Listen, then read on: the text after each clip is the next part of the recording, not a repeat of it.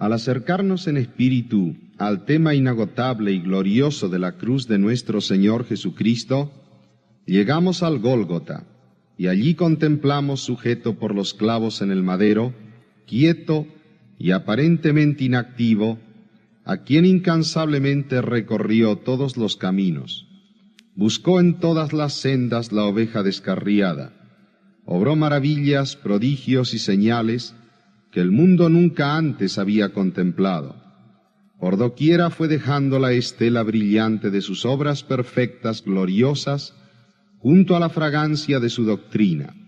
Pero en la cruz, llegado el momento solemne de la redención, cuando iba a ofrecerse en un sacrificio único y perfecto por nuestros pecados y obtener eterna redención, los pies benditos han detenido aquella marcha que iniciaran un día en la gloria y que le llevaron desde el polvo de un pesebre en Belén a hollar el de muchos caminos, la hierba de las montañas, la espuma de las olas en el mar, la baldosa fría del templo o la madera fragante del hogar en Betania.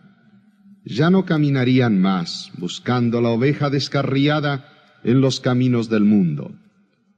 Tampoco aquellas manos puras que bendijeran el pan para darlo a las multitudes, que se posaran sobre los ojos del ciego para llenarlos de luz, que tocaran al leproso para limpiarlo y al muerto para darle vida, volverían a obrar aquí en la tierra las singulares maravillas de Dios a través de las manos creadoras del Redentor.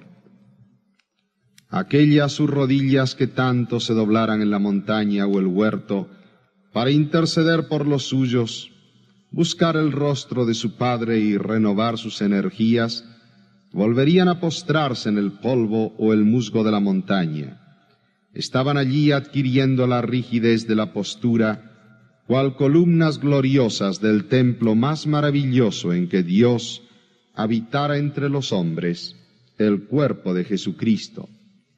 Todo él estaba quieto, como cordero atado a los cuernos del altar, listo para el sacrificio de sí mismo, pronto para la ofrenda que habría de expiar nuestros pecados, ofreciéndose a sí mismo sin mancha por el Espíritu eterno a Dios, para derramar sangre preciosa, vicaria, que pudiera extirpar para siempre toda nuestra iniquidad y llevarnos a Dios por su muerte en una eficaz y eterna reconciliación. Fue entonces, desde lo alto de la cruz, que durante esas breves e interminables horas, su voz sonó en acentos de incomparable belleza, de profunda trascendencia, de misterioso significado, de gloriosa anunciación. Esta vez, las palabras no podrían ser acompañadas por el gesto elocuente de las manos.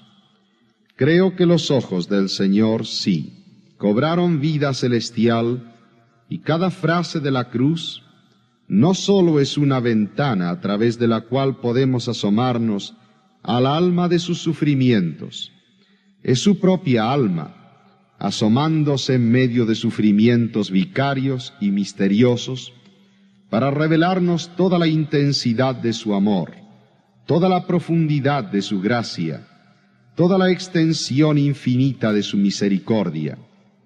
Sus ojos hablan cuando dice en el momento inmediato al de la crucifixión, aquel cuando los dolores al caer el leño en el hueco y quedar el cuerpo colgando de heridas tan dolorosas en sus manos y pies, debieron volverse lacerantes traspasando su propia alma, que sus ojos, tras cerrarlos por la contracción del dolor, se abrieron de nuevo para abarcar desde aquel punto de la cruz, sangriento, monte y laderas, árboles y senderos, todo cubierto por una multitud que le contemplaba gozosa, entre curiosa y expectante.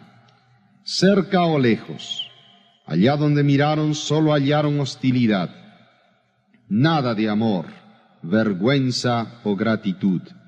Y aquella mirada del Salvador, abarcó desde el soldado que acababa de acostarle sobre el leño para hundir a martillo los clavos, y pasando por los de aquellos que gritaban sus injurias, burla y menosprecio, hasta quienes le habían burlado y azotado en el pretorio, o abofeteado en casa del pontífice. A todos cubrió aquella mirada cuando dijo: Padre, perdónalos, porque no saben lo que hacen. Cerca, muy cerca, como lo habían estado siempre de su corazón y pensamiento, estaba aquel pequeño grupo que, arrostrando todos los peligros y desprecios, rodeaba su cruz, contemplándole a través de ojos arrasados en lágrimas, el alma traspasada de dolor.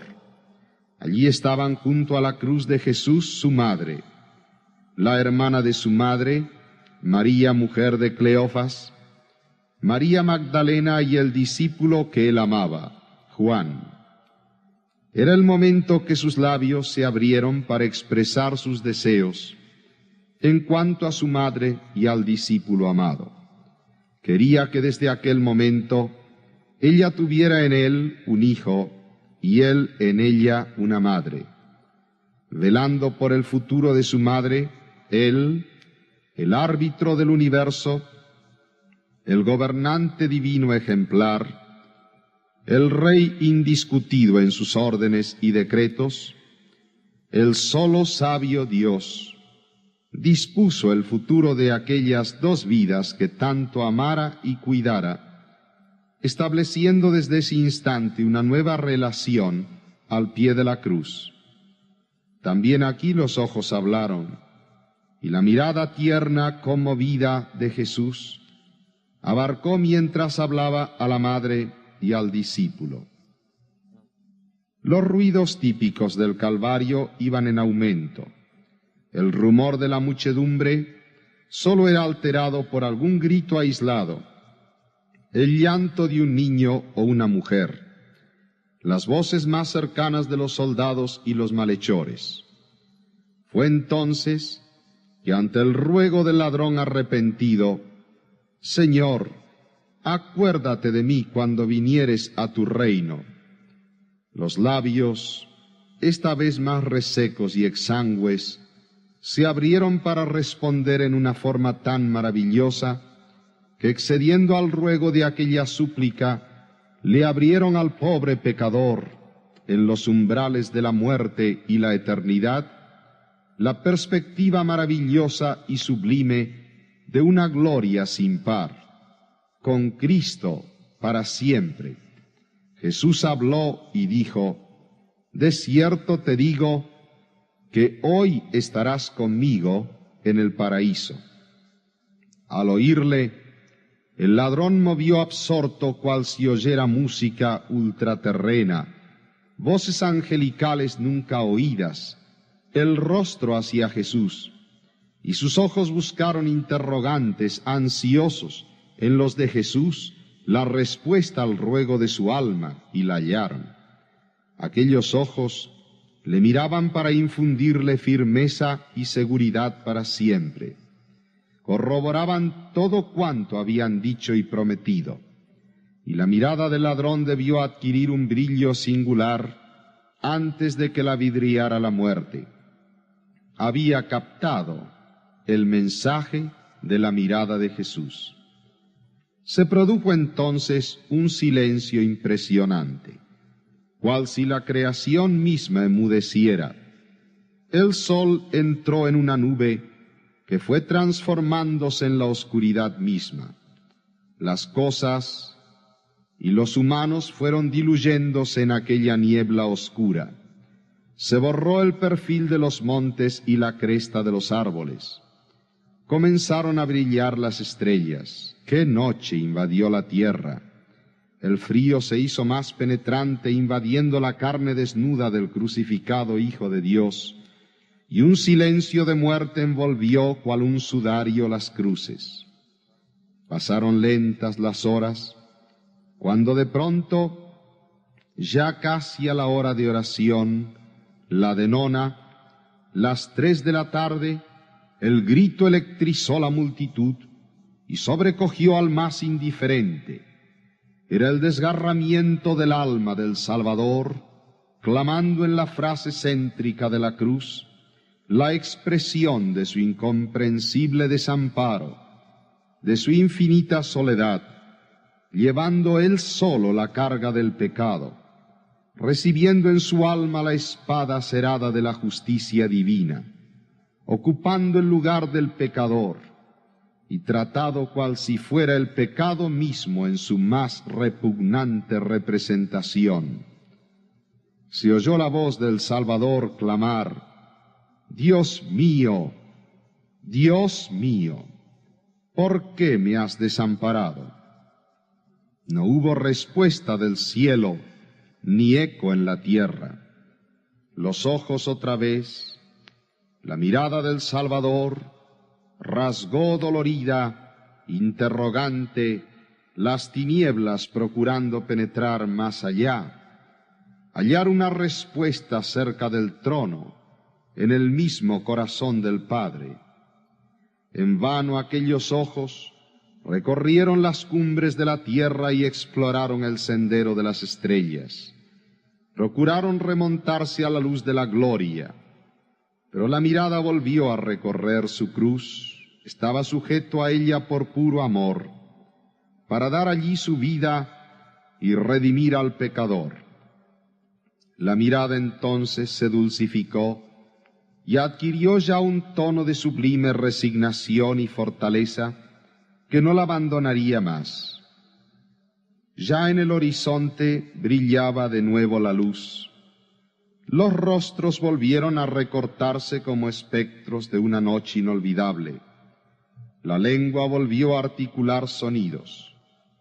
De los labios del Salvador brotó una nueva frase llena de sentido y espiritual inteligencia. Sabiendo Jesús que todas las cosas eran ya cumplidas, para que la Escritura se cumpliese, dijo: sed tengo. Y estaba allí un vaso lleno de vinagre. Entonces ellos hinchieron una esponja de vinagre y, rodeada un hisopo, se la llegaron a la boca. El fin se acercaba por momentos.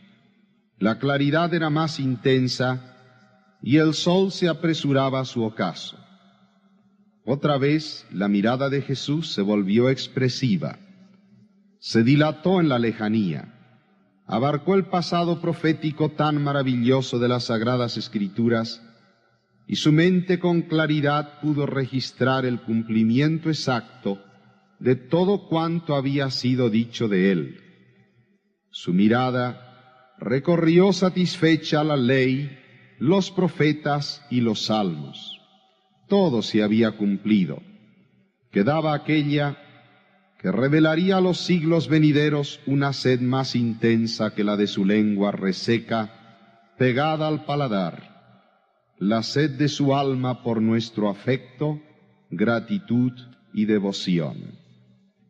Fue entonces que los labios del Señor, humedecidos por el vinagre áspero, dejaron escuchar un clamor de victoria, una voz de triunfo, una declaración que anunciaba al cielo, la tierra y el infierno su victoria. Ya el pecado no tendría poder de inevitable esclavitud. La muerte habría perdido su aguijón, el sepulcro su victoria, la ley sus demandas y el infierno su derecho. El juicio divino sobre el pecado había pasado sobre su santa cabeza, juzgando el pecado en su cuerpo sobre el madero.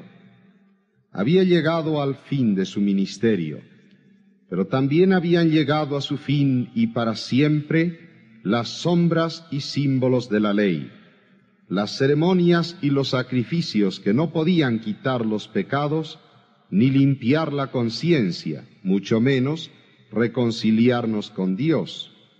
Su voz proclamó el triunfo final en un gozo de anticipación tal que el Calvario retembló. El templo vio desgarrar el velo, las tumbas se abrieron y la voz llevada en sus sones vibrantes a través de lo infinito de las edades, sólo dijo: «Consumado es».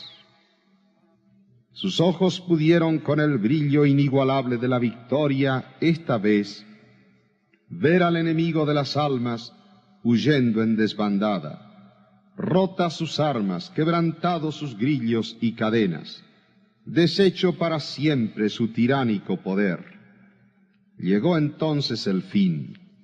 Los labios se abrieron por séptima y última vez para expresar el profundo alivio de quien pasaba de las manos crueles de los hombres entre quienes había sufrido, para descansar en las manos amantes del Padre. Vibró la antigua voz de los salmos en su propia voz cuando dijo: «Padre, en tus manos encomiendo mi espíritu». Aquello sí era el fin. Él, el autor de la vida, entraba en la muerte por su soberana determinación y voluntad, poniendo su vida para volverla a tomar en la resurrección. Los ojos de Jesús debieron ser más hermosos que nunca.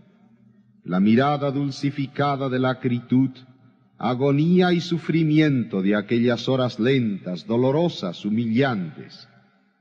Esta vez remontó el azul de la tarde apenas dorado por el poniente, para contemplar extasiado de amor, reverencia y alegría inefable el rostro de su Padre. Volvía a él, cumplida la obra de la redención.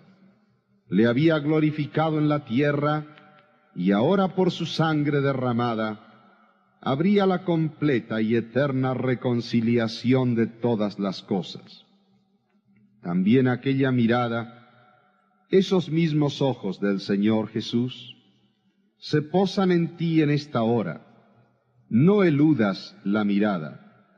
Deja que penetre hondo en tu corazón, venciendo toda resistencia, anulando toda desobediencia, cautivando todo intento. Déjale así entrar en tu corazón. Recíbele cual tu Salvador. Confiésale cual tu Señor. Y aquella mirada te dará todo cuanto expresó el día del Calvario: perdón, protección, certidumbre, redención, amor, vida eterna y gloriosa culminación.